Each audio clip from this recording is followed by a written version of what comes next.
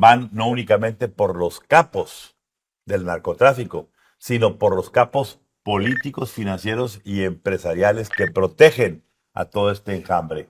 Y la disculpa es porque, señores, nos quedamos cortos. Aunque de aquel entonces nos decían exagerados, nos quedamos muy cortos. Creo que lo que viene en la era Trump no lo hemos podido siquiera imaginar. Ya escuchamos a Mike Waltz, que es el consejero de Seguridad Nacional, diciendo en Face the Nation, estos no son simples grupos criminales que trafican drogas, son grupos paramilitares que controlan territorios enteros de México. Está considerando también la designación del Cártel del Noreste y del Cártel del Golfo. México está en serios aprietos en ese sentido. Ya hay en el Congreso promovidas al menos 3 legislaciones para sí autorizar más facultades para que la Casa Blanca, de manera unilateral, sin la necesidad de acudir al Congreso, pueda decir, señores, pues enviamos fuerzas especiales a México. Una sacudidora, álgida, no recuerdo en 5 décadas el haber visto yo el acto inaugural del presidente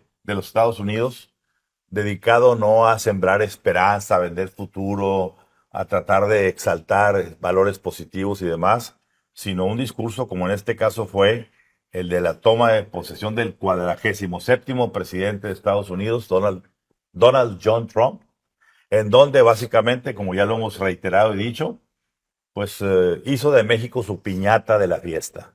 ¿Por qué? Porque pues básicamente el epicentro de su discurso, el discurso que de una u otra manera en las partes dedicadas a México, en particular las de la frontera y las de la hacer de los cárteles grupos terroristas, pues recibieron la ovación de pie de todo el auditorio, demócratas, republicanos, empresarios, tecnólogos, en un acto de aprobación que, sin duda, conociendo la psicología de Donald Trump, inundó su ego diciendo, de aquí soy. Es decir, esa ovación de pie de todos los asistentes del llamado establishment norteamericano fue un acto de aprobación, de decir, vamos tarde, porque hasta el propio Joe Biden se levantó y aplaudió. El hombre que tuvo 4 años para haber hecho cosas similares, no las hizo, se moderó, pero Trump ya hizo. Bueno, y en este acto posteriormente vino toda la catarata de decretos, de firmas, de propuestas, en donde a mí honestamente me parecía irrisorio ver a el escritorio de un presidente Lleno, claro. lleno de papeles, como diciendo, voy tarde. Ese fue un acto Se básicamente juntó la chamba. mediático para la Claro. foto, para decir, vengo con todo, soy la aplanadora y que se cuiden. Pero dicho eso, preocupa que se haya centrado en México de esa manera y, por ejemplo, a China, que lo mencionaba eternamente como su eterno rival comercial y geopolítico con el asunto de Taiwán, su alianza con Rusia, el asunto de los BRICS y demás. La tocó de refiloncito, pero con una sola mención. Lo único otro cosa que tocó fue el canal de Panamá. Y pues ahí quedó. Prácticamente México se quedó en el epicentro. ¿Y eso qué propició? Pues propició que nos convirtiéramos, como aquí decimos, desde el día 1 en el objetivo 1, con todo lo que ello implica. Yo lo dije ahí en el programa con Gregorio, lo repito hoy, pido disculpas al auditorio, sentidas disculpas, porque a pesar de todos los pronósticos con los cuales incluso nos decían exagerados, porque aquí pronosticamos hace más de un año, cuando sacamos todo esto del huachicol fiscal y demás, que va a volver a aparecer, pronosticamos que los cárteles mexicanos iban a convertirse, ¿sí?, en grupos terroristas. Y pues hemos dicho también que van no únicamente por los capos del narcotráfico, sino por los capos políticos, financieros y empresariales que protegen a todo este enjambre. Y la disculpa es porque, señores, nos quedamos cortos. Aunque de aquel entonces nos decían exagerados, nos quedamos muy cortos. Creo que lo que viene en la era Trump no lo hemos podido siquiera imaginar. Por supuesto, la mitad es mediática, exagerada, excesiva, impresentable, eh, que no se va a poder consumar. Pero la otra parte que sí se puede hacer, esa nos va a dar dolores de cabeza. Lo digo. Si se implementa como está establecido en la ley y si hay verdadera voluntad política de hacer un cambio real, la designación de los cárteles mexicanos como organizaciones terroristas es el cambio de juego político más importante que ha habido, al menos desde mi punto de vista, desde la elección de Andrés Manuel López Obrador. ¿Por qué? Porque lo que te dice la ley norteamericana es que toda aquella institución, todo aquel individuo, todo aquel banco que le haya prestado algún servicio o apoyo material a algún cártel o a alguien involucrado con el cártel, inmediatamente se vuelve objeto de sanción del aparato de seguridad norteamericano. Es decir, ¿cuántos personajes en México, en un país donde el huachicol fiscal y el facturerismo es un deporte nacional, no están involucrados en primero o segundo grado con el crimen organizado? Y aquí el asunto es no solo personajes privados, sino personajes públicos, personajes incluso militares, policiales, políticos a nivel gubernamental. Ese es el gran riesgo. Y aquí el coach que va a mandar las jugadas, porque esto lo establece también muy claramente la ley norteamericana, es el secretario de Estado. El secretario de Estado, Marco Rubio, que llega a la segunda posición de mayor poder en Washington, diciendo, señores, nuestra prioridad es América Latina, nuestra prioridad es México, y tan me respalda el establishment que el Senado lo ratifica 99-0 de manera completamente unánime. Él es quien va a mandar las jugadas, a decir, aquí están los detalles. Y ya está en el despacho de Marco Rubio una potencial designación para el cártel de Sinaloa, por supuesto, que el gobierno estadounidense identifica como el epicentro de la industria de fentanilo.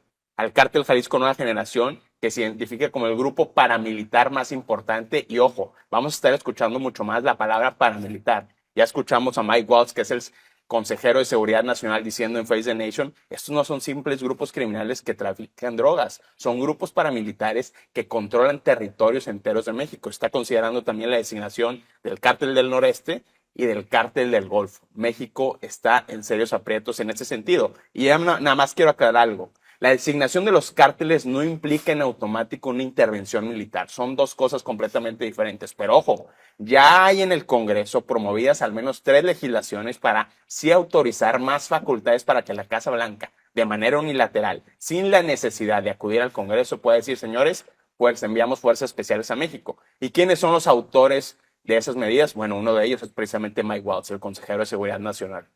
A ver, yo apoyando lo que Rodrigo, tengo informes de que se está discutiendo ahorita en la mesa del Departamento de Estado la creación, la apertura de una oficina especial del Departamento de Estado de México, adyacente a la embajada. Significa que esto no va a ser cosa diplomática. Claro. Esto va a ser cosa de acción, Sí, sí, sí. de enfrentamiento y de confrontación. Claro. Y esa confrontación, ahorita lo platicaremos, quiero ceder la palabra ahorita a Alejandro, ya tiene sus bemoles, Alejandro. Tomo el hilo de lo que dice Ramón. Las formas en estos primeros días del presidente Trump, recordemos cómo inicia su discurso y dice, hoy es el regreso o inicia la época dorada de Estados Unidos. Ujú.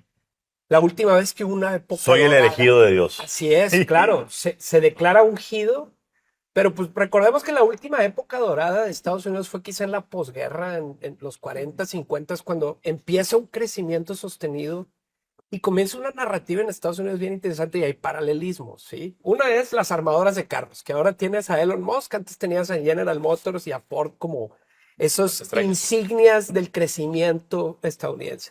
Pero tenía Estados Unidos un enemigo, que eran los comunistas, el inicio de la Guerra Fría, en la figura del senador McCarthy. Y ahora que dices el asunto de la oficina, pues recordemos que también en ese tiempo había una oficina alineada y que tenía como objetivo encontrar a los comunistas rusos en Estados Unidos Hasta en Hollywood. para acabar con ellos. Y hoy vemos que ahora nosotros somos en México ese enemigo silencioso, pues no silencioso, pero ese enemigo porque vemos que Estados Unidos quiere hacer la paz en Ucrania, quiere hacer la paz en con Putin, se echó para atrás con el tema de TikTok en China.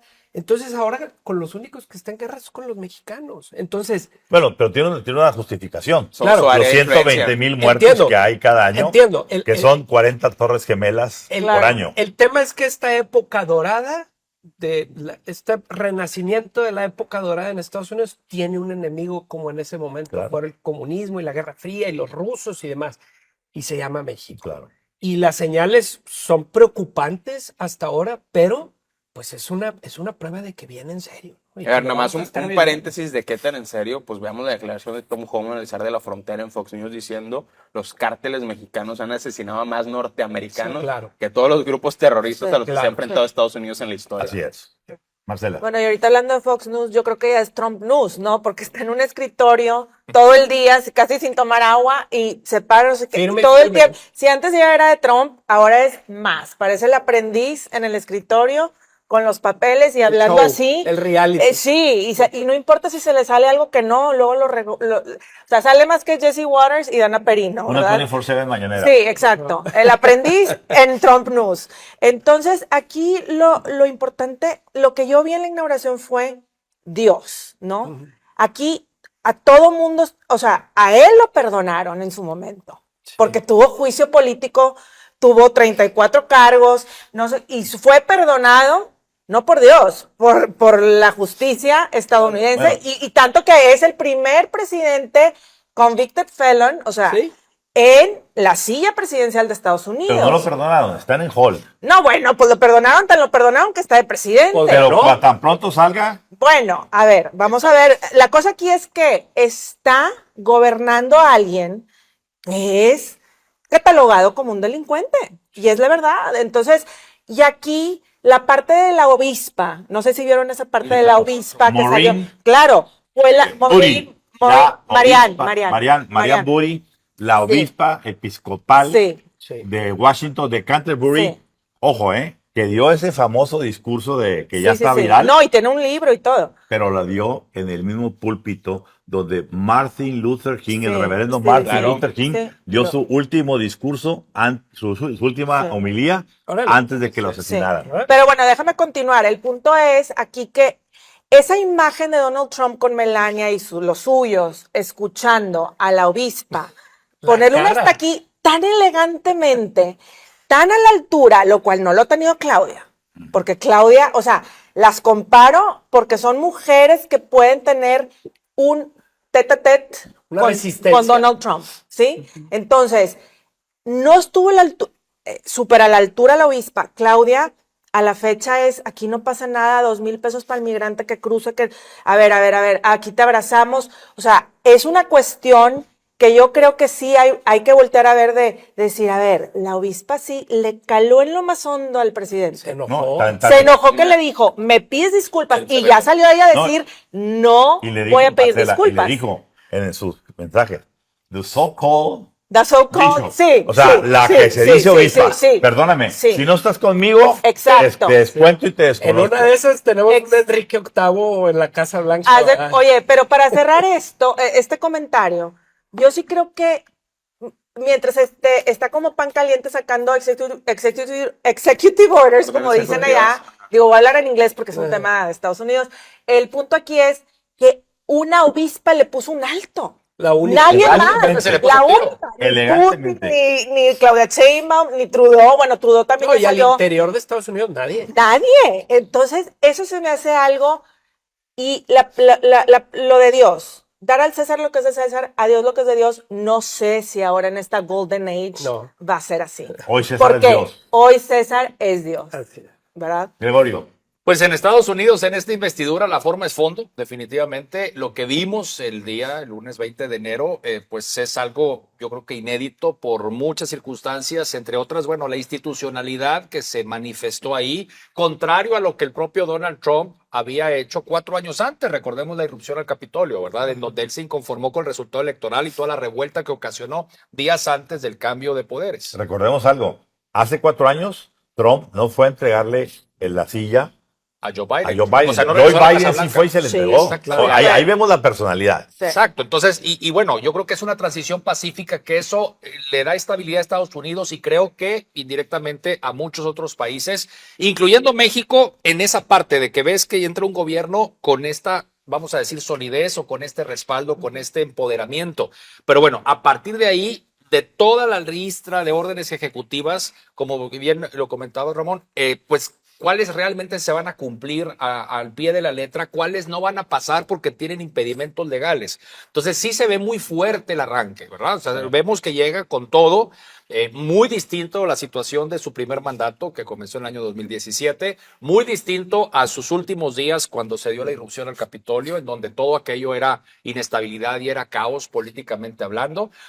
Y entonces México, pues, ¿cómo vamos a aprovechar? O sea, yo en todas las crisis trato de ver siempre una oportunidad. Entonces, realmente el tema migratorio, ¿cómo se puede capitalizar desde México? Creo que es una ventana muy pequeñita la que tenemos ahorita, pero sí existe alguna probabilidad para poder entonces manejar adecuadamente, gestionar adecuadamente una política que viene dura, que ese endurecimiento lo hemos visto por parte de Donald Trump en los últimos meses, porque en campaña no era tan duro. O sea, yo creo que el endurecimiento de la narrativa contra el tema migratorio comenzó más fuerte Sí, a por partir de la supuesto. elección. A ver, hay ¿No? un economista, recuérdame, Rodrigo, ¿cómo se llama este economista? Mullen, o cómo se llama, William Mullen, que está ahorita muy bien en las redes y que dice una cuestión que es de lógica económica simple y que tiene que ver con lo que está comentando Alejandro también. ¿Cómo es posible que si están diciendo que hay 12 o 14 millones de inmigrantes ilegales que son deportables? Pues eso representa apenas el 3% de la población americana. Y le están queriendo atribuir a esos demonios Claro. todo el caos completo que vive una nación en decadencia.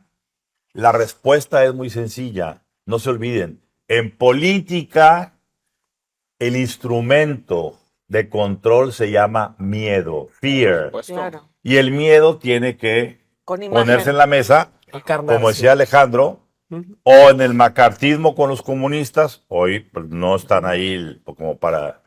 O con los mexicanos migrantes. que nos están invadiendo y que son todos criminales y que nos van a secuestrar y que nos van a matar. Pero ¿cuál es el tema del muro? ¿Cómo se fue desvaneciendo esa narrativa y ese, bueno, miedo? Pero ahora es Porque- el Golfo. Sí. Bueno, Ahora es el- ahora le quieren el cambiar el nombre al símbolo. Golfo, pues, como Ajá. Sí, símbolo. pero sí. a donde voy aquí el punto es, tienen que crearse, Estados Unidos, para tener la cohesión de las colonias, Efectivamente. históricamente, el enemigo común. Claro. Y tienen que fabricarlo y crearlo. Claro. ¿Sí? Yo hubiera dicho que el enemigo más fuerte en términos de realismo sería China, China. porque ya desbancó a Estados Unidos como la principal potencia productora y generadora de riqueza. En Claro. términos de manufactura ya lo es. Por eso en manufactura ya lo es. Como acreedor, también. En términos de deuda. Bueno, entonces, dicho eso, yo hubiera esperado, y además trae la alianza con Rusia, trae afanes expansionistas, igual que Estados Unidos. Sí, claro. O sea, ahí hay un tú por tú de dos Real. reales iguales Sí. y en tamaño De potencia. de potencias, ¿verdad? El que va en decadencia y el que está tratando de sobrevivir, Porque también tiene porque sus también tiene asuntos. sus problemotas. Pero va por el weakest link. Pero lo que voltean es a ver Es México. al creepy mexicano Sí. Claro. para decirle, aquí están los migrantes, por aquí están pasando, Pegados. ellos lo están dejando pasar. Perdóname, la frontera no es solamente de México, también es de Estados Unidos. Exactamente. Claro. ese es el Si de punto. aquí para allá se le cuelan, como sea, a México en su garita, Claro. ¿quién los para de aquel lado? No, y- También No, hay de de aquel hecho, lado. de hecho, este miércoles pasaron una ley, se hizo un rollo en el Congreso, Laken, era una chava de 22 años que un inmigrante sin documentos la mató. Entonces ya pasaron esa ley como, pero la hicieron, haz de cuenta que la estampa del inmigrante, o sea, aquí la cuestión de la imagen del inmigrante lo van a querer manchar a como dé lugar. Claro. Pon a los deployers allá y ¿Qué pon tanto ha al cambiado macho? en Estados Unidos la sensación de hacia dónde debe ir la política migratoria? Que Rubén Gallegos, que es este senador demócrata por Arizona, por cierto, uno de los más progresistas, apoyando precisamente el Laken Act. Es decir, si viene un Ah, cambio ¿ves? profundo y que nos va a afectar mucho a México, Y eso es lo que hay que entender. A ver, se va a reinstalar la política de quédate en México. Eso significa vamos a recibir otra vez mucha gente. Están terminando con la espera de asilo en Estados Unidos también. Va a haber redadas de deportaciones que, si bien todavía no se alcanzan los números que tenían al final de Joe Biden y están lejos de alcanzar los números de la administración Clinton, va a haber casos muy específicos y mediáticos donde la crueldad va a ser el punto para que digan sí estamos haciendo el trabajo. Pero para México es un riesgo de desestabilización y un riesgo de gobernabilidad. ¿Qué vas a hacer con este gran flujo de migrantes en la frontera? Ya estamos viendo lo que está sucediendo en Tabasco. En este país hay una política informal, por alguna razón, de mandar a muchos de los migrantes, se habla de 10,000 al mes de acuerdo a Inside Crime, a Tabasco, de todos los que están en los centros de detención en la frontera, en la Ciudad de México. ¿Por qué? Porque ahí está insertada una mafia donde hay colusión de funcionarios federales y cárteles para hacer de eso un negocio de tráfico de personas. ¿Y qué está pasando? Estamos viendo las consecuencias en Tabasco, donde es un estado completamente convulsionado por la violencia y por el conflicto entre el actual gobernador y sus antecesores. Que se les fue así de las manos. ¿Verdad? Claro, Es- y es esta reciente. semana en la frontera acaban de detener a 22, o más, era más o menos ese, para no errar en el número, pero eran migrantes que los tenían secuestrados. A ver. Y no quisieron reportar el secuestro, y ahora los van a reinsertar ¿Y a acá. dónde- ¿Y a dónde van? ¿Y a dónde van? A Villahermosa, Tabasco. Ah, bueno, pues ahí Precisamente. está. Bueno, yo Ahí creo está. que aquí A tenemos ver. que buscar a un personaje llamado Audomaro Martínez, que fue el hombre de inteligencia en el sexenio de Andrés Manuel López Obrador, De inteligencia. y que sabe, conoce y operó mucho de todo lo que ocurrió entre el Suchate y el Río A Bravo. ver, Ramón, ¿y qué Claro. te dice a ti que en este momento en la administración de Claudia Sheinbaum se está planteando de que, ¿sabes qué? No sabemos si Sergio Salomón sea el adecuado para manejar el Instituto Nacional de Migración. No, Y bueno. probablemente estemos pensando en dejar a Francisco Garduño. Francisco Garduño, quien es procesado por la negligencia El que de la se le muerte murieron los- de más de Sí, 40 decenas. migrantes Sí, en sí. Ciudad Juárez. Y yo nada más no quiero tampoco dejar de comentar, nada más regresando un poquito al punto de la designación de los cárteles como organizaciones terroristas. Recordemos el caso de la trama de Huachicol Fiscal, porque eso es lo que conecta a Morena con las organizaciones criminales. Y eso le da un framework, un marco de acción al gobierno norteamericano y a la oficina de Marco Rubio para actuar directamente contra el gobierno de la Cuarta Transformación. Un buen punto. Yo digo aquí, no pierdan de vista dos cosas que Marco Rubio va a tener muy claramente en su mente a la hora de empezar a actuar con México. La primera es la que mencionaba Rodrigo, decir, a ver, los recursos del combustible que venía de manera contrabandeada e ilegal sin pagar impuestos de Estados Unidos a México por la frontera o por Altamira o por Tuxpan, El los gobierno. miles de millones, digamos, los miles de millones de Sergio Carmona, el ejecutado en San Pedro Garza García, vinculado estrechamente con el ahora secretario de Educación, Mario Delgado, que era entonces presidente de Morena, van a ser el gran escándalo, porque esto, a ver, repito, van por los capos del narcotráfico. Yo no dificulto que el siguiente mes o México muestra un capo detenido y extraditado o puesto en la mesa como cadáver, o Estados Unidos lo va a hacer. Claro. En los siguientes 30 días. Esto no puede esperar mucho porque entonces se aflojaría la política Se pierde. de Donald Trump. Pero hay quien dice, y ya está más que comentado, y lo hemos comentado aquí antes que nunca nadie, que el objetivo es el señor Andrés Manuel López Obrador. ¿Por qué? Por su política de abrazos, no balazos. Pero yo creo que el objetivo ulterior de el gobierno americano es Morena.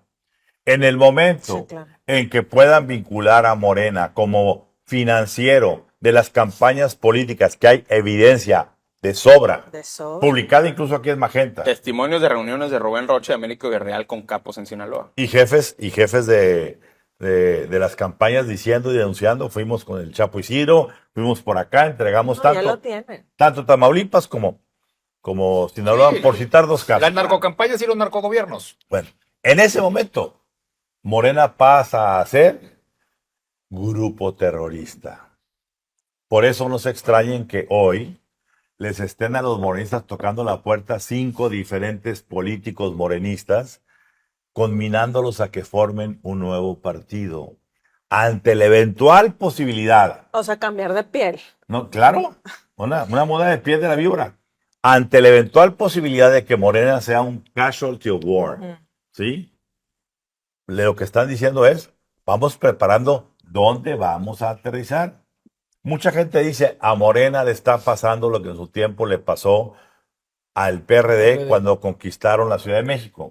No, señores, el PRD fue en tiempos de paz y la lucha intestina fue por los egos de los personajes que controlaban. Fue política. Que si era el grupo de Cárdenas, que Sí, si era sí, el grupo sí. de López Obrador, que si era el grupo de Monreal, que si era el grupo de... Los Fue política. latifundios. Pero nadie metió mano del extranjero, del exterior. Hoy, Hoy la presión. lucha intestina en Morena pasa inevitablemente por el exterior. Y debe de haber más de un líder de Morena, comenzando por el secretario Andrés Manuel López Beltrán, que debe de estar encendiendo muchas veladoras para que la historia que se está contando hoy, ¿sí? En los acuerdos entre el Chapo y el gobierno americano, entre el Mayo y el gobierno americano, el sur del Chapo y el gobierno americano, no lleguen a ser el mayor asunto. Concluimos, Gregorio. Bueno, pues yo creo que la mesa está puesta, ya están las órdenes ejecutivas firmadas por lo pronto. Insisto, quién sabe de todo lo que se firmó, cuánto de eso se vaya a cumplir, pero mientras tanto, del lado mexicano, se tiene que dar todas las acciones prudentes, ¿no? Para aprovechar, insisto, para encontrar las mejores oportunidades. ¿Por qué? Porque el tiempo se nos puede ir rapidísimo y entonces nos quedaríamos chiflando la loma. Marcela. Yo creo que sí hay que tener misericordia, como dijo la obispa, ante los derechos humanos, pero no con los que, o sea, aquí sí el plan de Trump sí quisiera que llegara a nuestro país en un sentido con los criminales de cuello blanco principalmente. Eso es lo que yo creo. Alejandro. La invasión de Estados Unidos, el entrarle a los temas de seguridad, señores, ya empezó desde el sexenio pasado. Pregunten al presidente quién agarró al Mayo, pregunten al presidente o a la presidenta dónde están los principales capos de Estados Unidos. De México, pues están en Estados Unidos cantando, como bien les has dicho, los tenores. Los Así cinco que tenores. lo único que falta es que entren los drones y hagan la labor, pero la verdad es que la labor la está haciendo Estados Unidos desde el sexenio pasado y con un presidente tan pragmático como Donald Trump, pues las cosas van a dar vuelta muy rápido. Lo digo. En el gobierno de Claudia Sheinbaum ha habido prácticamente dos reacciones, la del pánico y la de la coordinación. La de la coordinación, todos sabemos, Omar García Harfuch ha tendido puentes ya con la DEA, con Homeland Security Investigations, con incluso gente del Departamento de Estado. Entonces, vamos a ver dos diferentes grupos y cómo se comporta. Recordemos, en la comparecencia de Marco Rubio en el Senado, él dijo, cuidado con el... No lo llamó narcoestado, pero prácticamente dijo los cárteles están influyendo, asesinando candidatos, imponiendo policías municipales, asesinando periodistas. Eso va a ser un gran foco. ¿Y qué está haciendo el gobierno de Claudia Sheinbaum? En este momento, ante la designación de los cárteles, el personaje más importante es el titular de la Unidad de Inteligencia Financiera, que ha estado completamente desaparecido. Por alguna razón, se ratificó a Pablo Gómez en la UIF. Y Pablo Gómez no es parte del círculo cercano de Claudia Sheinbaum, es parte del círculo de Andrés Manuel López Obrador. Y él es quien tendría que hacer, si esto fuera se lo estuvieran tomando en serio, una evaluación nacional de riesgos de dónde están los focos rojos de la designación. Y en este momento no se está haciendo. Yo cierro diciendo que me faltó una parte decir de lo de Marco Rubio. Dije primero, sí, toda esta cuestión de los grupos terroristas, pero falta una parte, y con el huachicol fiscal, una parte muy importante. El Departamento de Estado ya solicitó, y Pemex no quiere dar, cuánto petróleo le ha estado entregando semanalmente a Cuba. No olvidemos, Marco Rubio es de origen cubano. Claro. Y Marco Rubio Disidente ha sido natural, claro. el más outspoken, el más Sí, sí, sí. hombre que más ha hablado directamente en contra de López Obrador, no solamente por las vinculaciones ideológicas de López Obrador y de la 4T con el gobierno de La Habana, sino porque México, con el pretexto, entre comillas, de la ayuda humanitaria, se ha brincado todas las trancas y le ha entregado cantidades importantísimas de combustibles para que Cuba siga operando. no solamente en los pocos automóviles que les queden de la época que los tienen, sino en la parte de la generación de energía, Claro. en la parte, todo lo que implican combustibles, Ujú. energéticos, O gas, sea, todo ese tipo de cuestiones. La pregunta es, ¿qué va a pasar en el Departamento de Estado cuando esas estadísticas se conozcan y vean la sangría que desde México llegó a Cuba? Y cuidado con que detecten que de una refinería instalada en suelo norteamericano como es Deer Park, de la cual siempre nos preguntamos cuál era el afán de comprarla al 100% y desembolsar tantos millones, pues simplemente que no me expulguen porque yo soy el dueño del 100% y ya no tengo que rendir cuentas a nadie. Bueno, cuidado con que de la refinería de Deer Park hayan salido o estén saliendo los buques que llegan a Cuba, porque eso se va a convertir en un escándalo internacional.